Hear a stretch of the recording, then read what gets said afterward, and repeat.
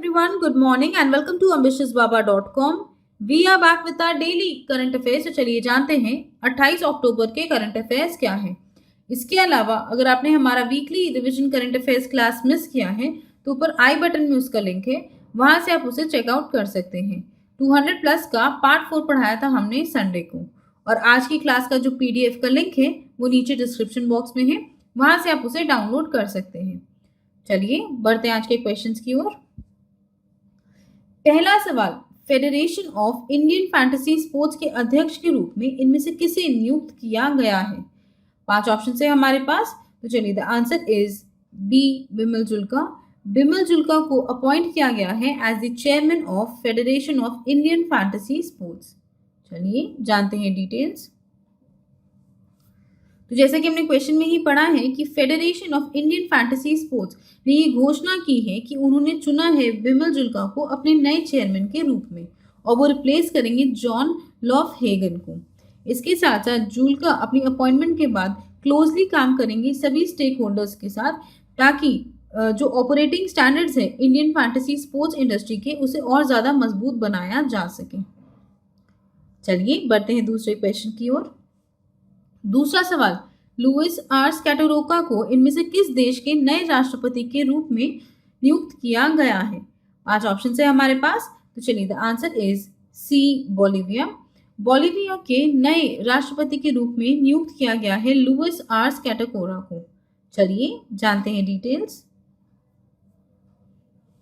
तो बोलिविया की जो सुप्रीम इलेक्टोरल ट्रिब्यूनल है, उन्होंने ये घोषणा की है 25 अक्टूबर को कि उन्होंने चुना है लुइस आर स्कैटोरोका को एज देयर न्यू प्रेसिडेंट, और उन्होंने ये प्रेसिडेंशियल इलेक्शंस जीते हैं विद 55.1% ऑफ दी वोट्स। और इसके साथ साथ ये कैंडिडेट रहे हैं for Bolivia's movement towards socialism party के।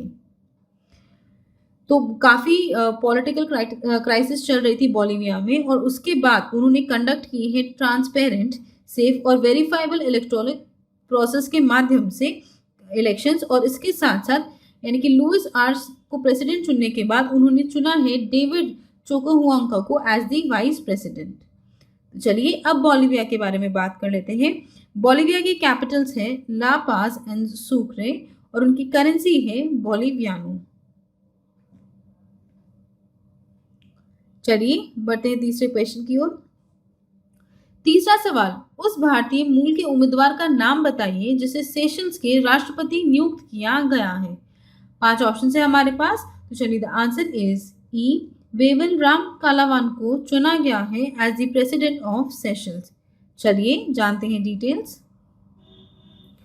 तो जैसा कि हमने क्वेश्चन में ही पढ़ा है कि भारतीय मूल के opposition candidate woven Ramkalawan को, जिनके जो ग्रेट ग्रैंडफादर थे यानी कि जो उनके परदादा थे वो एक इंडेंचर्ड लेबर थे बिहार से, और उन्होंने सेशंस की जो प्रेसिडेंशियल इलेक्शन है वो जीती है विद अ सॉलिड मेजॉरिटी। और इसके बाद जब 1977 में ये जो आरपी ले जो है, जब ये इंडिपेंडेंट हुआ था, तब से यूनाइटेड सेशंस पार्टी रूल कर रही थी, और अब उन्हें स्वेप्ट आउट यानी कि बाहर कर दिया गया है इस इलेक्शन से। तो कुल मिलाकर 74,634 एलिजिबल वोटर्स थे, जिसमें 88% वोटर्स ने अपना वोट कास्ट किया है over a period of 3 days in sessions. तो चलिए अब बात करते हैं सेशंस के बारे में। सेशंस का कैपिटल है विक्टोरिया, और उनकी करेंसी है सेशलियोसिस रूपी। चलिए बढ़ते हैं अगले क्वेश्चन की ओर।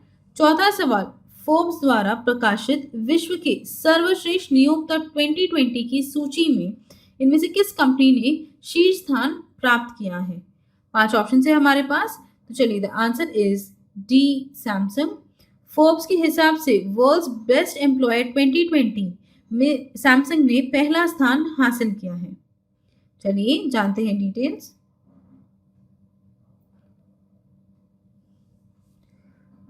जैसा कि हम सभी जानते हैं कि साउथ कोरिया बेस्ड है इलेक्ट्रॉनिक्स कॉन्ग्लोमरेट सैमसंग इलेक्ट्रॉनिक्स, और उन्होंने पहला स्थान हासिल किया है इन दी वर्ल्ड्स बेस्ट एम्प्लॉयर 2020, जो कि पब्लिश किया गया है बाय फोर्ब्स।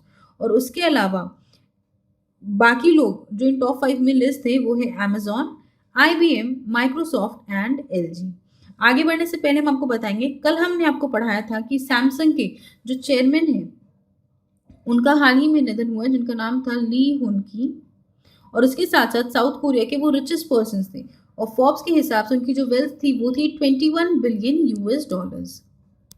चलिए बढ़ते हैं आगे। अब इंडिया से एचसीएल टेक्नोलॉजीज ने इस इंडस्ट्री में अपनी जगह बनाई है इन दी टॉप। दो ग्लोबली उनकी पोजीशन है 30th नंबर पर। बैंकिंग सेक्टर में एचडीएफसी बैंक पहले नंबर पर है और उनकी ग्लोबल पोजीशन है 176।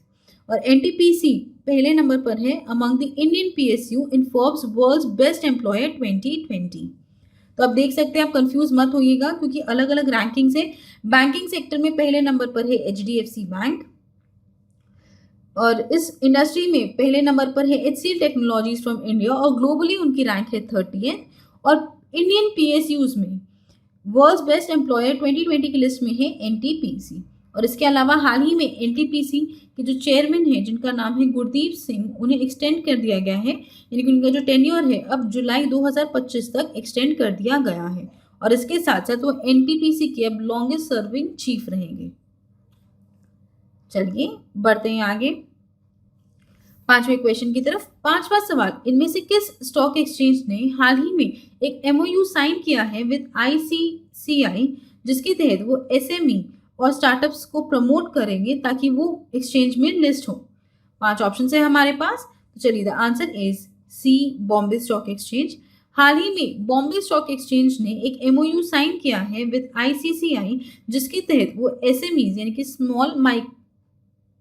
स्मॉल एंड माइक्रो एंटरप्राइजेस और स्टार्टअप्स को प्रमोट करेंगे ताकि वो लिस्ट हो बीएसई के एक्सचेंजेस पर। चलिए जानते हैं डिटेल्स।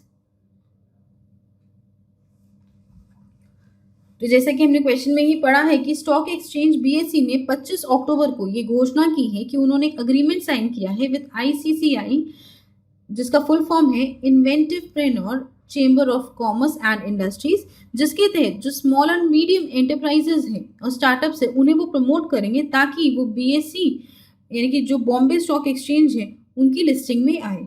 इसके साथ साथ आईसीसीआई ऑफर करेंगे उन्हें industry connections to respective BSE startups globally और उसके साथ साथ उन्हें एंटरप्रेन्योरशिप में सपोर्ट करेंगे नेशन वाइड अलग अलग नॉलेज ट्रांसमिशन के माध्यम से, जैसे कि कई सारे प्रोग्राम्स उनके लिए कंडक्ट किए जाएंगे। एक्सेलरेशन फंड में हेल्प मिलेगी उनको, international presence and global business relations भी इम्प्रूव होंगे। इसके साथ साथ उनके लिए कई सारे सेमिनार्स वगैरह कंडक्ट किए जाएंगे, कई सारी बिजनेस मीटिंग्स होंगी उनके साथ ताकि उनको और ज़्यादा बढ़ावा मिले और उसके साथ साथ उन्हें इस चीज़ में हेल्प मिले कि कैसे वो खुद को बीएसई में लिस्ट कर सकते हैं। तो मैं आपको एक ओवरव्यू दे देती हूँ। जैसा कि हम जानते हैं कि सब कंपनीज को लिस्टिंग नहीं मिलती है। जो भी कंपनीज हैं जिनके जो फाइनेंशियल बैकग्राउंड काफ़ी स्ट्रॉन्ग होते हैं या जिनमें प्रॉस्पेक्ट्स बहुत ज़्यादा हाई लगता है, उन्हें खुद को उनको एक एप्लीकेशन सबमिट करनी पड़ती है कि वो लिस्ट होना चाहते हैं बीएसई में। उसके बाद एक स्क्रूटनी की जाती है over a period of time और उसके बाद अगर सारे उनके डॉक्यूमेंट्स वगैरह सही रहते हैं और उन्हें लगता है कि इस कंपनी में काफ़ी अच्छे प्रॉस्पेक्ट्स हैं, तब उन्हें लिस्टिंग के लिए मंजूरी दी जाती है। तो ये काफ़ी एक अच्छा इनिशिएटिव लिया गया है जिससे जो हमारी छोटे छोटे स्टार्टअप्स हैं उन्हें और ज़्यादा बढ़ावा मिलेगा। चलिए बढ़ते हैं अगले क्वेश्चन की ओर। 6वां सवाल, इनमें से किस संगठन ने हाल ही में बिरला पैसिफिक मेड्सपा, यशोवर्धन बिरला और बाकी 8 लोगों को सिक्योरिटीज मार्केट से बैन किया है 2 वर्षों के लिए? 5 ऑप्शन है हमारे पास, तो चलिए the answer is B. Securities and exchange board of India ने हाल ही में बिरला पैसिफिक मेड्सपा, यशोवर्धन बिरला और 8 अदर्स को सिक्योरिटीज मार्केट के लिए 2 वर्षों के लिए बैन किया है। चलिए जानते हैं डिटेल्स। तो सेबी ने बार की है कंपनी यशोवर्धन बिरला और 8 अदर इंडिविजुअल्स को और अब वो सिक्योरिटीज मार्केट में प्रोहिबिटेड है 2 वर्षों के लिए, यानी कि अब वो सेबी से बाइंग, सेलिंग या फिर अदरवाइज डीलिंग इन सिक्योरिटीज नहीं कर सकते अगले 2 वर्षों के लिए। और इसके अलावा इनमें से एक इंडिविजुअल को सिर्फ और सिर्फ 6 महीने के लिए कैपिटल मार्केट से प्रोहिबिट किया गया है। तो चलिए मैं आपको बताई थी सेबी में क्या होता है। तो सेबी में जो स्टॉक एक्सचेंजेस रहती है जैसे कि एनएससी एंड बीएससी, तो उसमें जो भी कंपनीज लिस्टेड रहती हैं उसके शेयर्स हम खरीदते और बेचते रहते हैं। तो अब ये जो कंपनीज है ये ना तो बाई कर सकती है किसी कंपनी के शेयर्स, ना सेल कर सकती है इनके पास जो है, और ना ही किसी भी फॉर्म में सिक्योरिटीज में डील कर सकती है 2 वर्षों के लिए, और इनमें से एक इंडिविजुअल को सिर्फ और सिर्फ 6 महीनों के लिए बार किया गया है। तो मैं आपको बताती हूँ इसकी हिस्ट्री क्या है। जो बिरला पैसिफिक मेट्सपाल लिमिटेड है यानी कि बीपीएमएल है, वो अपने ऑफर डॉक्यूमेंट्स लेके आए थे मार्च 2011 में, और उसके साथ साथ उन्होंने आईपीओ जारी किया था यानी कि इनिशियल पब्लिक ऑफरिंग 65 करोड़ की जारी की थी इन जून 2011। तो क्या होता है, जब किसी कंपनी को खुद को लिस्ट करना होता है या फ्लोट करना होता है, वो अपने ऑफर डॉक्यूमेंट सबमिट करते हैं। तो मार्च 2011 में उन्होंने अपने ऑफर डॉक्यूमेंट सबमिट किए थे, और उसके बाद वो कॉमन लोगों के लिए लेके आए थे आईपीओ, जिसे हम इनिशियल पब्लिक ऑफरिंग कहते हैं, जिसके माध्यम से वो अपने शेयर्स प्रेजेंट करते हैं लोगों को, और उसके बाद जो उस कंपनी का हिस्सा बनना चाहते हैं वो उन शेयर्स के लिए पैसे जमा करते हैं इस कंपनी में। तो ये एक नॉर्मल प्रोसेस है कि कैसे आप किसी कंपनी के शेयर्स खरीद सकते हैं। तो जब उनका आईपीओ आया था तब उससे पहले उन्हें एक प्रोस्पेक्टस सबमिट करना होता है, जिसमें वो बताते हैं कि उनकी कंपनी के ऑब्जेक्टिव्स क्या हैं और वो क्या क्या करना चाहते हैं अपने फंड से। तो जब जून 2011 में उन्होंने आईपीओ जारी किया था, उससे पहले उन्होंने अपना प्रोस्पेक्टस फाइल किया था, जिसमें उन्होंने कई सारी चीज़ें बताई थी बीपीएमएल से रिलेटेड, कि वो ऐसे 15 सेंटर्स खोल देंगे वर्ष 2012 तक, और उसके बाद जब एक वर्ष भर देखा गया और अभी तक भी उनके वो 15 सेंटर्स आए नहीं हैं, तो उसके बाद उन पर केस दायर हुआ, एक स्क्रूटनी की गई और उसमें देखा गया कि उन्होंने अपनी जो फंड्स है उसके साथ भी काफ़ी ज़्यादा छेड़छाड़ की है, जो कि उन्होंने प्रॉस्पेक्टस में मेंशन नहीं किया था। उन्होंने कहा था कि जितना भी उनका लिक्विड फंड है वो उसे निवेश करेंगे ताकि उस पर इंटरेस्ट आए, लेकिन उन्होंने अपनी जो ग्रुप कंपनीज है उन्हें लोन पर दे दिया ये लिक्विड फंड्स, और इससे वो बैड डेट में चले गए, क्योंकि उनकी जो ग्रुप कंपनीज है उन्होंने 60% से ज़्यादा ये जो लोन उन्हें दिया गया है वो रिटर्न नहीं किया। तो इससे कंपनी की जो फाइनेंशियल हालत है वो काफ़ी ज़्यादा खराब हो गई, और उनके जो इन्वेस्टर्स हैं उन्हें काफ़ी ज़्यादा नुकसान इससे उठाना पड़ा, क्योंकि ये मिस स्टेटमेंट है, यानी कि उन्होंने गलत बात लिखी है प्रोस्पेक्टस में, और इसके लिए 2 वर्षों के लिए उन्हें बार कर दिया गया है from securities exchange board of India. चलिए अब बात करते हैं सेबी के बारे में। सेबी की खोज की गई थी 12 अप्रैल 1992 को, और इनके हेडक्वार्टर्स है मुंबई में, और सेबी के जो चेयरपर्सन है उनका नाम है अजय त्यागी।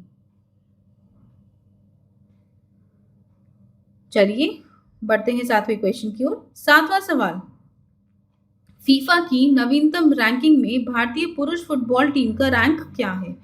5 ऑप्शन है हमारे पास। तो चलिए, द आंसर इज डी, 109 है भारत की ranking in the FIFA's latest ranking. चलिए जानते हैं डिटेल्स। तो भारतीय मेंस फुटबॉल टीम ने अपनी पोजीशन ड्रॉप की है बाय 1 प्लेस, और अब उनकी जगह फीफा की लेटेस्ट रैंकिंग में है 109 पर। इससे पहले उनकी जो पोजीशन थी, जब जुलाई में उन्होंने रैंकिंग दी थी, तब थी 108वें नंबर पर। और भारत के जो 1187 पॉइंट्स हैं, ना तो वो कम हुए हैं ना बढ़े हैं सिंस जुलाई। इसके साथ साथ अमिड द कोविड-19 पैंडेमिक, हमने आपको बताया कि ये जो रैंकिंग है ये की गई है from November 2019 to July 2020 editions. तो जुलाई में जब इससे पहले रैंकिंग आई थी तब उनकी रैंक 108 थी, और अब वो घटकर 109 पर हो गई है। और पहला स्थान है बेल्जियम का, दूसरा स्थान है फ्रांस का, तीसरा स्थान है ब्राजील का, और चौथा स्थान है इंग्लैंड का। तो चलिए अब जान लेते हैं कि भारत की रैंकिंग क्या रही है अलग अलग इंपॉर्टेंट इंडेक्स में वर्ष 2020 में। यहाँ पे तो हम कुछ डिस्कस करेंगे, लेकिन इसके यानी कि रैंकिंग इंडेक्स का हमारे पास एक कंप्लीट अलग वीडियो है, वो आप हमारे चैनल पर जाकर देख सकते हैं। हमने पूरी तरीके से रिविजन कराया है फॉर द लास्ट 6 मंथ्स। तो वर्ल्ड हैप्पीनेस इंडेक्स 2020 में भारत की रैंकिंग है 144। इंटरनेशनल इंटेलेक्चुअल प्रॉपर्टी इंडेक्स में भारत की रैंकिंग है 40th। ग्लोबल पासपोर्ट इंडेक्स 2020 में भारत की रैंकिंग है 84। ग्लोबल प्रेस फ्रीडम इंडेक्स 2020 में भारत की रैंकिंग है 142। IMD's वर्ल्ड कम्पिटिटिवनेस इंडेक्स 2020 में भारत की रैंकिंग है 43। ग्लोबल इकोनॉमिक फ्रीडम रैंकिंग 2020 में भारत की रैंकिंग है 105, और ग्लोबल हंगर इंडेक्स 2020 में भारत की रैंकिंग है 94। चलिए बढ़ते हैं आज के आखिरी क्वेश्चन की ओर। 8वां सवाल, दिग्गज अभिनेता से नेता बने नरेश कानोडिया का हाल ही में निधन हुआ है। वो किस राज्य को बिलोंग करते थे? 5 ऑप्शन है हमारे पास। तो चलिए, the answer is C, Gujarat. Gujarat को बिलोंग करते थे दिग्गज नेता अभिनेता नरेश कानोडिया। चलिए जानते हैं डिटेल्स। जैसे कि हमने क्वेश्चन में ही पढ़ा है कि actor turn politician Naresh Kanodia का हाल ही में निधन हुआ है और इसके साथ साथ अपने करियर में उन्होंने 300 गुजराती फिल्मों से ज्यादा में काम किया है और उन्हें दादा साहेब फाल्के अकेडमी अवार्ड दिया गया है वर्ष 2012 में to celebrate the centenary of Indian cinema. चलिए, with this we come to the end of today's class. I hope आपको ये वीडियो पसंद आया हो। अगर ये वीडियो पसंद आए तो इसे लाइक कीजिए, अपने दोस्तों के साथ शेयर कीजिए और हमारे चैनल एम्बिशियस बाबा को सब्सक्राइब जरूर कीजिए। Also please visit our website test.ambitiousbaba.com, जहां पर आपको स्क्रीन पर दिए गए सभी एग्जाम से रिलेटेड ऑनलाइन टेस्ट सीरीज मिल जाएंगी। इसके अलावा कोई कंप्लेन्स हो, कोई सजेशन हो तो हमें नीचे कॉमेंट करके जरूर बताइएगा, हमें उसका इंतजार रहेगा। Thank you friends, that's all for today and have a great day.